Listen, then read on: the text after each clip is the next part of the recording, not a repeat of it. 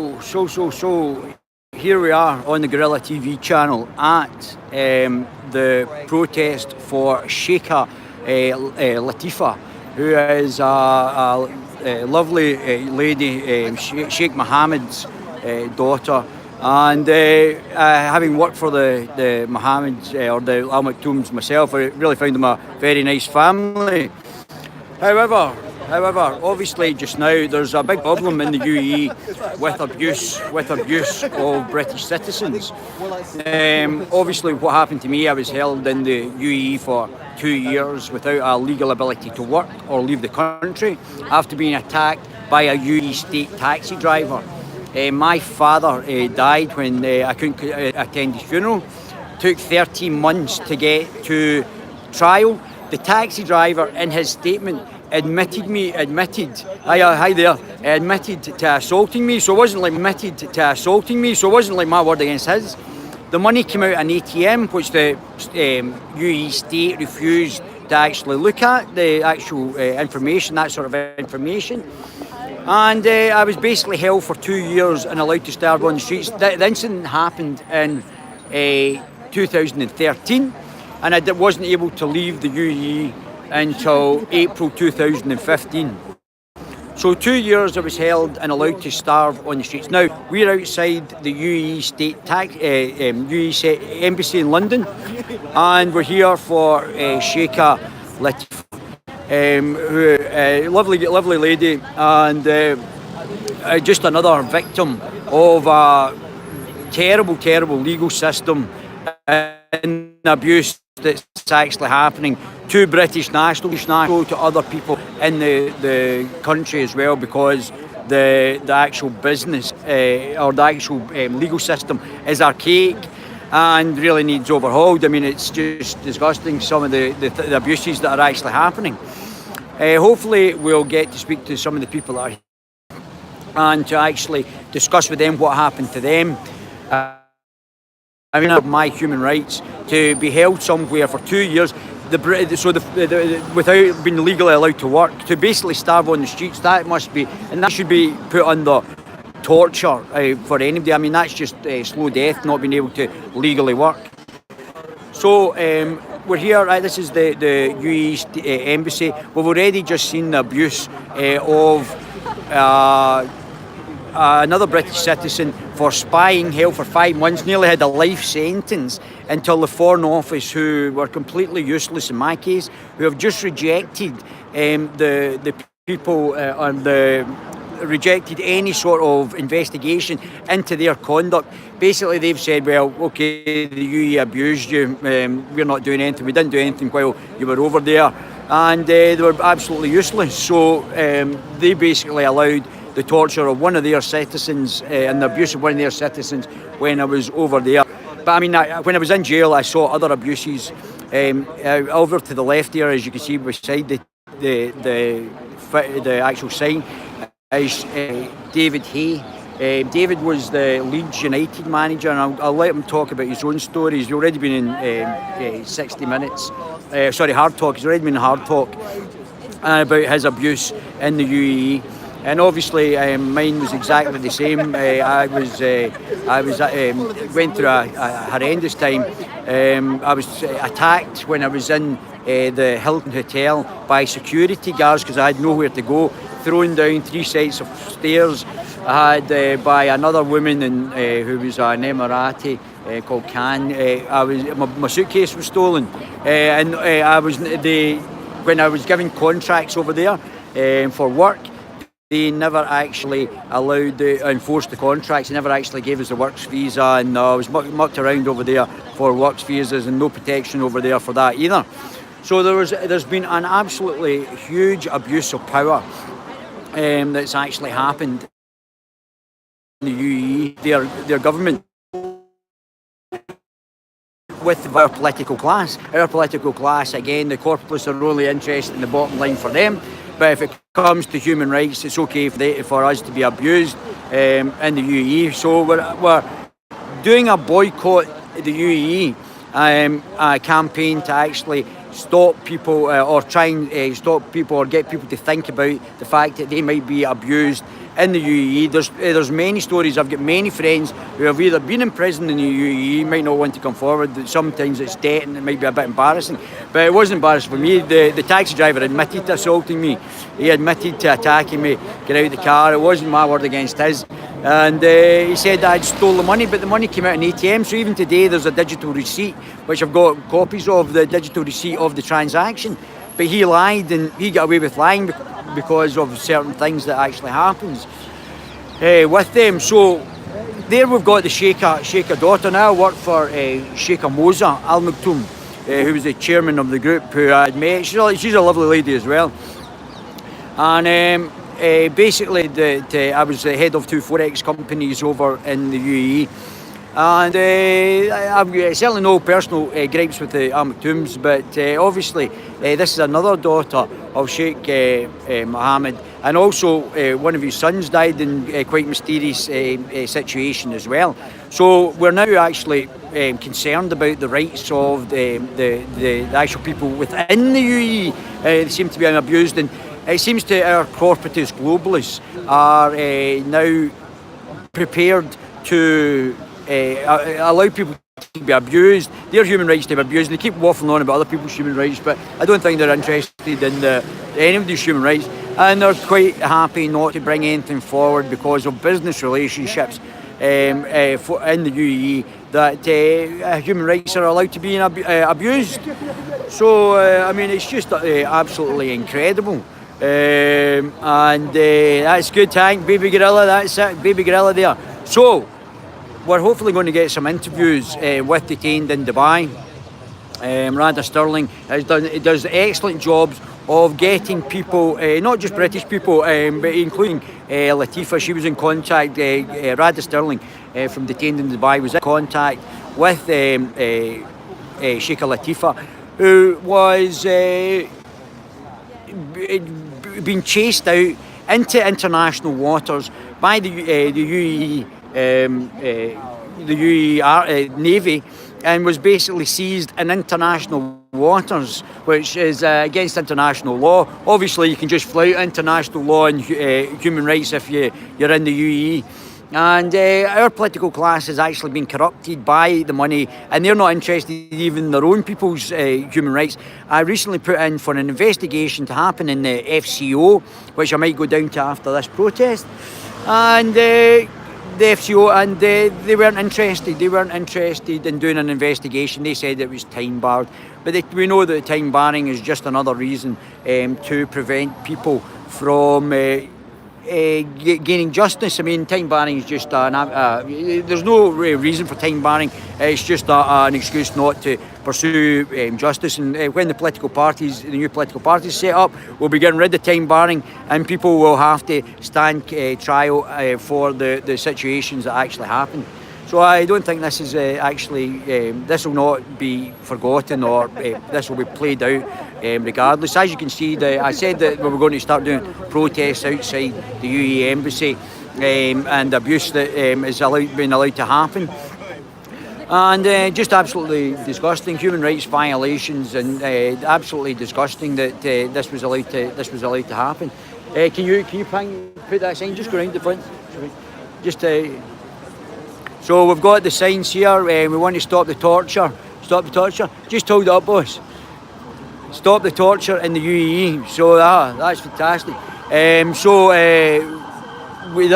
When I was in jail, there was young guys being abused. I was in with a British Pakistani young guy, and he said he had been tortured as well. He was there with a drugs charge. I think he had drugs in his system prior to him going to jail. Him coming into the country, and then he was blood tested, and the blood test proved that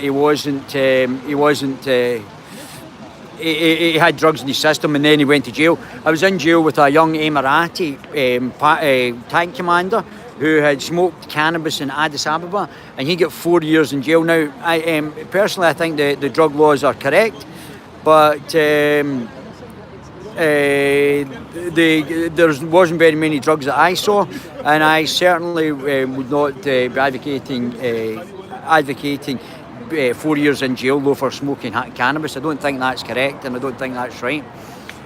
So this is it's a really bad situation. I think the more abuse the UAE embassy does, or the UAE government does, the greater the pressure is going to be on the British government to actually do something. Could be cutting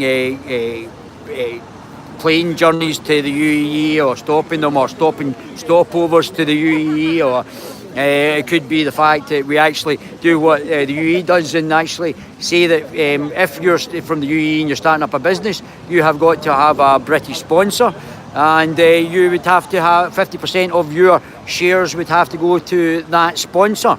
That's what happens in the UAE. So it would just be a reciprocative arrangement with the UAE.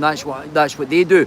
So these are all situations and parts that are things that might happen in the future because of the inhumanity in the UAE, and how that they are actually being affected, and how they are actually they're actually abusing their power in the UAE, and our Foreign Office do nothing. I mean, they did quite well after the guy spending 5 months in jail for doing his dissertation. They did quite well in getting him released. But obviously, still 5 months in jail. I mean, that's a long time. I was meant to do 46 days in jail. I ended up doing 69 days. But that wasn't really the major problem. The major problem was being held for 2 years without a legal ability to work or leave the country. I mean, that was just, the inhumanity was just absolutely staggering. And yet, because of our political class, they did nothing. And I can't even get a lawyer to actually get my trial into court. I mean, there's no way of actually taking and holding the FCO accountable, because not one lawyer will actually represent us, which is a very bad sort of situation. It's really an incredible situation. Let's see if we can get some interviews and actually talk to some of the guys. David Hay was the chairman for Leeds United. So David's not an insignificant, he's also a lawyer as well, very nice guy. And his abuse, I was in jail and I was finding out about David's situation when I was in jail as well. His situation is terrible. I'll let him tell it himself. He's already been in Hard Talk on the BBC, although the BBC have certainly not put me on Hard Talk. Obviously there's a wee bit of anti-Scottish racism in the BBC as well. So that's basically the sort of situation that we find ourselves in. We are hopefully going to get to speak about what's happening with Latifa, and I hope all my baby gorillas are actually supporting the situation with Latifa. She's a lovely lady as well, and all she wanted was her freedom, which obviously I think that Britain, just like Asia Bibi in Pakistan, I think Britain should offer her asylum. I mean, we're meant to be human rights, but we're obviously picking and choosing whose human rights we're actually defending here. So it's quite disgusting. Obviously, if there's political situations that the government, I mean, it's just corporatist globalism. It's just if the people who are not our government want to discriminate against or keep people on side, then that's what they want to do. That they will prepare to forgo their actual human rights spiels and actually allow people to be abused. So it's quite disgusting, absolutely disgusting. But let's see if we can get some interviews here.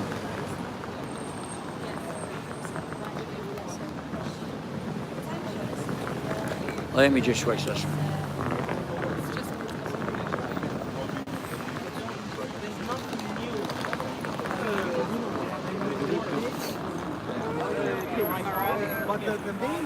Oh, let's fix the hair.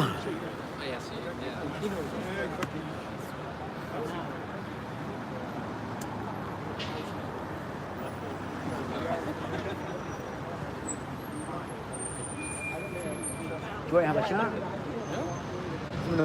Go on over.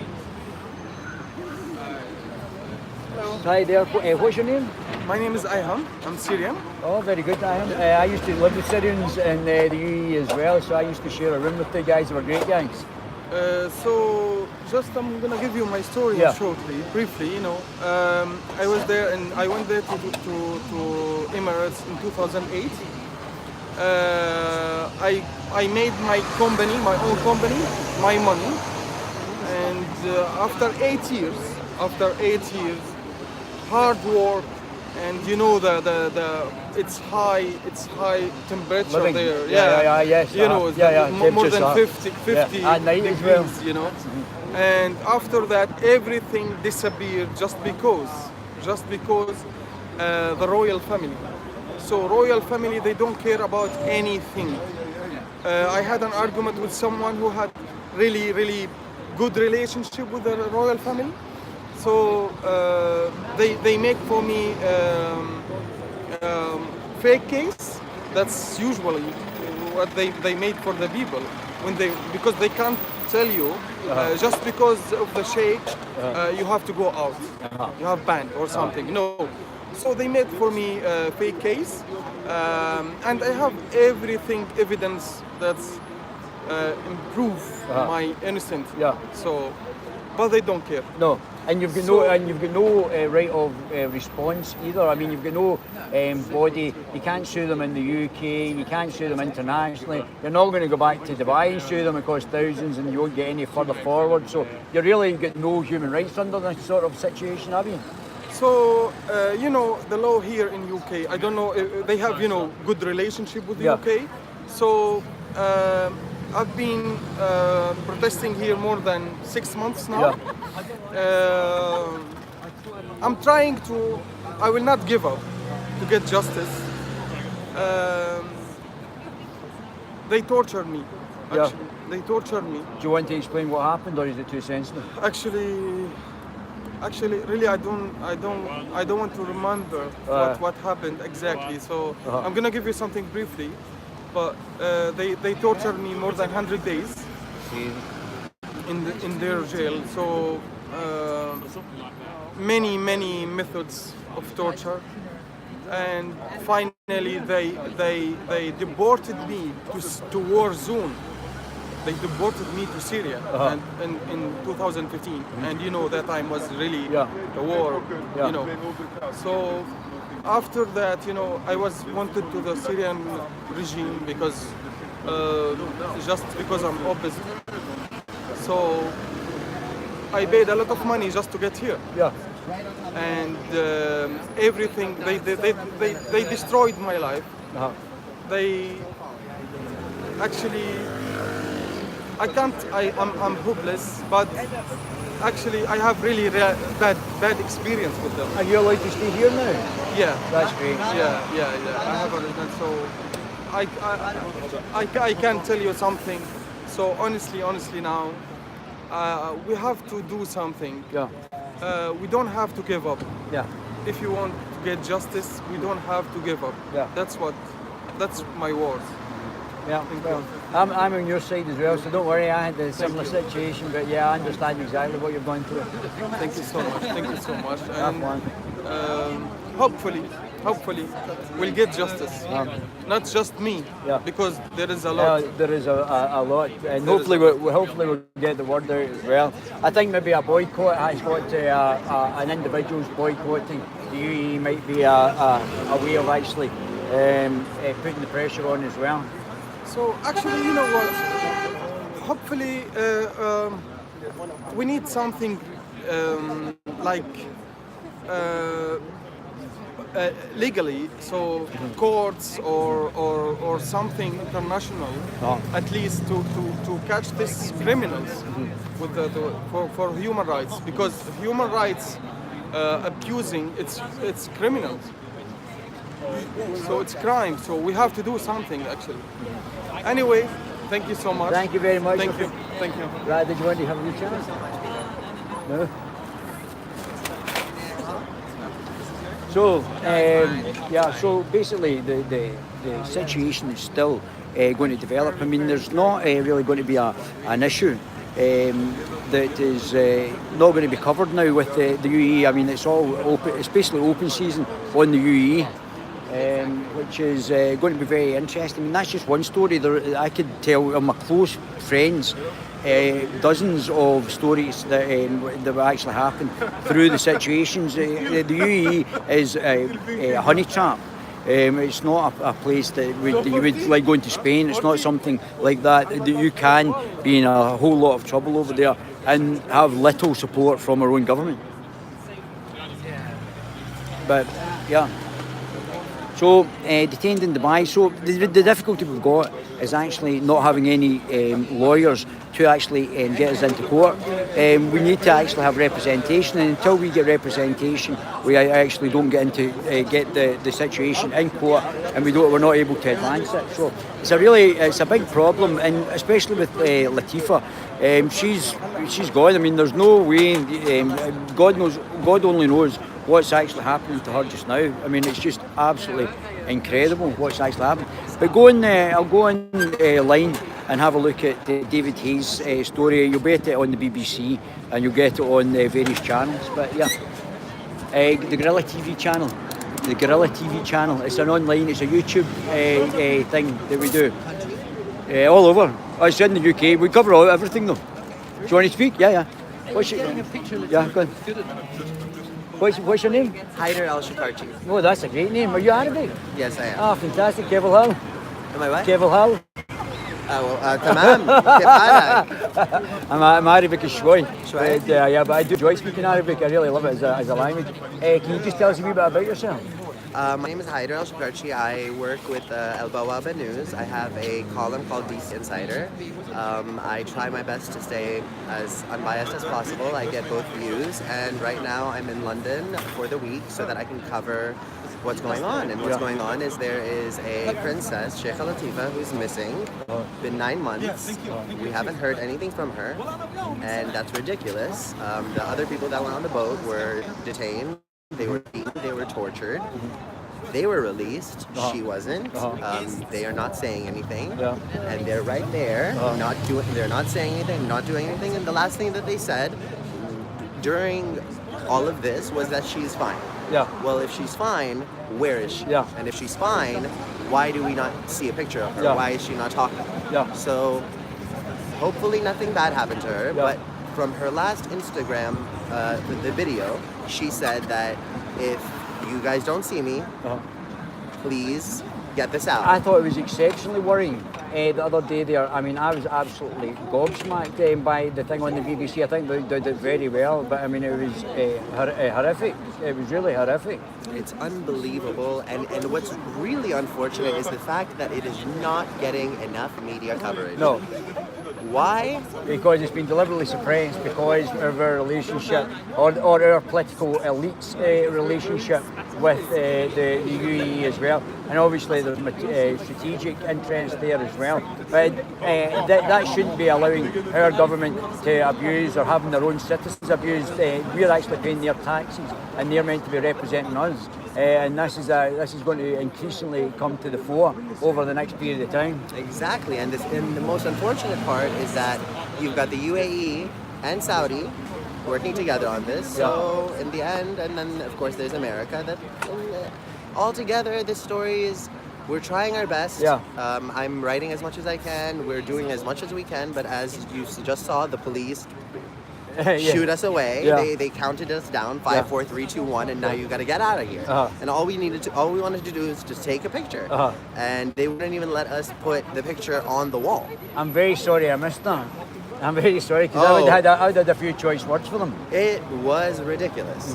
They kept saying that this is a protest. I kept saying no, it's a vigil, and that's exactly what we were saying. And then all of a sudden, the police started saying, "Oh yeah, it's a vigil." So I was like, "Okay, so what's the problem?" They said, "No, you need to leave now," and they started getting aggressive. And until finally, we just wanted to take one last picture with Tina. Tina was one of the people that was on the boat. Which is that Tina? Yes. Yes, I saw her the other night. I saw her the other night there in the film. Yes. Yeah. So that was her best friend. Yeah. So she wanted to take a picture, and the police said 5, 4, 3, 2, 1, leave. Did they? Yes. And I just want to know. I mean, you have that right there. There's not people. There's nobody there. I mean, we weren't 50 people. We were what, 10? Yeah. And we were kicked out by the police saying that we were blocking the road. How there's really not that many people on that road, so Yeah. I don't know how And it's that quite a happened. big pavement. I don't know. They said we're blocking the highway. Right. I mean, I don't know if we're driving in cars, but Yeah, that's just a ruse. I think the word is it's just a ruse. and the best part is they're watching us. Uh-huh. There was a woman right up there staring at us, and then as soon as we saw them, they went and hid. Well, I think they know who I am anyway. They know what's going on, Yeah. and all they need to do in the end, what needs to happen is we need to know where is Princess Latifa. Yeah. Where is she? Yeah. Is she safe? Is she not? Just tell us the truth. But the incredible thing was that this is the second princess, and the other one, what Prince, sister. and Her sister. and what Prince Latifa was saying there, or Sheikh Latifa was saying there was that her sister was doped up basically after her attempt to flee in the UK, and again She was kidnapped from the UK. and again our government does nothing. So I mean, really, it's. We really have to question the validity of our own political class and actually see if they're actually doing their job that they're actually meant to be getting paid for. In the end, if they're not doing the job that they're getting paid for, here we are Yeah. doing the job that we're getting paid for. Yeah. And I sometimes don't get paid for it. Yeah. I do it because this is The right thing to do, serious. and the right thing to do. Of course, this is a case of humanity. Yeah. I mean, especially in a day and age with Khashoggi getting chopped into pieces. Yeah. I mean, it's getting way too barbaric. And if things continue this way, then it's going to become the norm. Yeah. And if it becomes the norm, then what do we do? Yeah. We can't do protests. But we I can't mean- do vigils. But I mean, in Saudi Arabia, they're already abusing people. They're killing homosexuals. They're killing atheists. Rape victims are getting whipped. And this girl, Muslim girl, who was raped, she get put to death for killing the guy that was meant to rape her. And I thought that's what Muslim women were meant to do if they're in that situation. It's just unbelievable. Saudi Arabia is one of the most barbaric. I can't even find the right word. But can I just say, I actually like the Saudis. I used to go drinking with the Saudis in Dubai, and I loved them as people that were actually good. Yes. As people, I have many Saudi friends. It's not the people. No. It's the government. Yeah. It's the kingdom, and the way that they cover things up. Transparency. Yeah. We need more transparency. Yeah. If you want to do something, go ahead and do it. Now, when it comes to Jamal Khashoggi, what I genuinely believe happened is that I don't believe that their intent was to murder him. Oh, really? Yeah. From what I've gathered, I don't believe that their intent was to murder him in Turkey, in the embassy. Alright. I believe their intent was to give him the injection, knock him out, Right. put him on the plane, bring him to Saudi, and kill him. So he Alright. so he was going to be killed Yeah. either way, Uh-huh. but the plan was to give him an injection to knock him out and get him on the plane, but instead they killed him, and then all of a sudden they decided, hey, well, let's chop him up. Yeah, and obviously that these sort of situations are just happening time and time again. And because obviously money talks more than actual human rights, then the West is not living up to its human rights reputation, and basically allowing both people from their own countries and also from other countries to be abused under these regimes. In the end, when it comes to Khashoggi, the reason that it became so big, as I said, I lived in Washington, D.C., and Jamal Khashoggi lived in D.C. Yeah, that's He right. lived in our neighborhood. And the D.C. community, when it comes to the think tanks, we all know each other. Everybody knows each other. Yeah. The journalists know each other, the think tanks, everybody knows everyone. So it was, I believe, a month or 2 months ago, I was at the Gulf International Forum, Yeah. and it was one of the saddest things ever because I was sitting front row, and right in front of me was the panel, and in the middle was Jamal Khashoggi's seat. He wasn't there. That's very That freaky. was one of the saddest things I've ever seen in my life. And it's just extremely depressing that something like this. What's more depressing is the fact that nobody's doing anything about it. And no matter how many times the CIA says, oh, MBS is, nope, because in the end, America does not want to lose money. Yeah, and that's the bottom line, isn't it? Stuff the human rights. we're doing Money. that. But yeah, the money. But I mean, also, it's not just about the money. It's about the political power, or not the political power, but the global intent by the globalists as well to project as well in the Middle East, and the support that a lot of the Middle Eastern countries get in the global sort of dispute between America and Russia, basically. So I mean, obviously the Russians have influence with the Iranians. So much involved. But I mean, all totalitarian, theocratically fascist systems of governance is slightly different in nuances. You know, the thing about it is now, especially with everything that's going on, it's with these countries, it's no longer value over interest. It's interest over values. So they don't care about. Many of these countries, they don't care about human rights. They care about money. Everything is about, well, if we do this with that country, well, we're going to lose so much money. Well, you know what? These are human lives. Yeah. So when the money you is have a gone, responsibility. Exactly. We all have a responsibility as journalists, as academics, as scholars, and then you have academics and scholars being detained in Dubai, and you have all this going on. It's just ridiculous. And speaking as an Arab, I believe that we should be together. The whole world should be together. Well, let me tell you, I loved the Arabs, and I liked the Persians as well. I thought the Arabs were great. But the only thing was, when I went to jail, I read the Quran, and I wasn't too keen on the Quran. Let's not go there. It's always better to do that. But I mean, the Arabs are people very welcoming. I love speaking Arabic. I thought they were all great. Apart from the actual horrendous episodes I went through, I thought the Arabs were absolutely great. I loved them. Very hospitable. I actually lived with Syrians and Lebanese and all that as well. I was the only Christian guy in with all my friends, and we all used to live Sudanese, Sudan British. All brilliant guys. We had such a good laugh, and I loved them all to bits. But but I think the thing about this is it's not just affecting the British, because there's obviously been a lot of British people, especially some of my fellow Scots, who have been abused in the UAE. It's actually affecting other people as well, and that's what they don't, because I was in jail with people from all over the world. Yes, all over the world. It happens with a lot. It's not just Dubai. And including the Emiratis as well. I was in jail with an Emirati tank commander who went over to Addis Ababa in Ethiopia and got smoked a bit of cannabis, and he got 4 years in jail. I mean, something hilarious was last year I was supposed to go to a wedding of my friends in Dubai. And I decided not to go. Why? Because I found out that poppy seeds are illegal.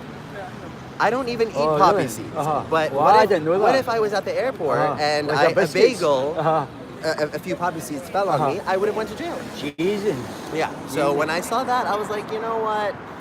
No. Yeah. Yeah. So in the end, all I can say is, this story needs to get bigger. Why is there nobody here? Yeah. Why is this not being covered? On CNN, on Fox, on BBC, thank God they took it. Because the globalist corporatist media don't want, are controlled by our political class, and they will not rock the boat. Exactly, but BBC went ahead and did something great. Yeah, BBC did something great. And it was a great interview. It was a great thing that they actually did. It was very impressive. The documentary, I feel, if anything, what really needs to be done from that is it needs to have a commercial impact on Dubai.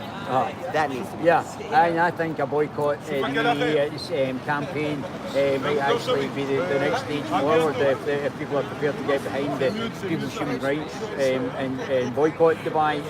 That might be a grassroots campaign that might have to come up. Who's going to boycott? Well, the UAE is built on, or Dubai is built on tourism, so I mean through flights and things like that as well. That's going to be affected, and hopefully with more publicity it will be more affected because scholars, academics, journalists, anybody, researchers, anybody that has a book and is reading about something that the UAE doesn't deem proper will go to jail. And we're not talking for 5 months, 6 months. No, we're talking for life. Matthew Hedges was sentenced for life. There's another guy in Cardiff that's in jail for life for 50 odd years for bounce checks, and he's got a longer sentence than some murderers have probably got for his bounce checks scenario, because he had a business in Qatar. That was in Qatar. I'm sorry, I can't speak. I can't. No comment. Sorry. But But there was an English girl who was raped in the UAE. There was a Norwegian girl that was raped as well. Yes. And they were put in jail. Yes. You know, in the end, it just Allegedly raped, should I say. allegedly, exactly. It's always the alleged. Uh, It's when it comes to UK, honestly, I don't really have much to say since I'm No, just spit American. it. Don't worry. You can we allow insulting over here. It's no problem. Just say what you on your chest. Get off your chest. I think that as journalists, we need to shed more light on all the injustices that are going on. And what's sad is that there's too much injustice going Yeah. on. So we can't, we don't have 10 hands. Yeah. So we can only focus on one thing at a time. Yeah. So, Khashoggi happened, I tried to cover that, and then Matthew Hedges happened. Who do you work for? Bawaba. What can you tell us about? I'm a freelance columnist with Al Bawaba News. And where is that? Where's that located? It's located in Jordan. Right. So I work freelance for them. Right. I have my own column called DC Insider, Right. and what I do is I interview people from think tanks and influential political figures. Yeah. Oh, very interesting. That is absolutely fine. Fantastic. Yeah, well, I do something not dissimilar on the Guerilla TV channel, and we get political contentious individuals so that we can actually go and have a chat with them, find out what they're actually wanting to express themselves, and hopefully get a conversation with them as well. So it's very similar. You'll need to stay in contact as well. Definitely. Because this is going worldwide, but we're also developing websites very soon as well, which is going to be for freedom and liberty. And we're staying in touch. We're definitely staying in touch. Thank you so much. Thanks very much. Thank I you. appreciate that. Thank Thanks. you. So another great guy as well. I mean, it's just incredible how many.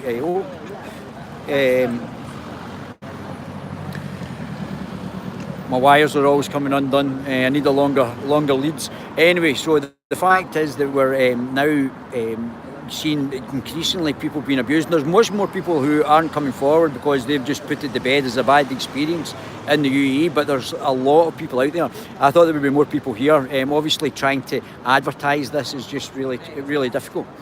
So I mean, it's just an incredible situation that our British government are not basically defending the human rights of their own citizens. Quite incredible. Outside the UAE embassy. I'll see you soon.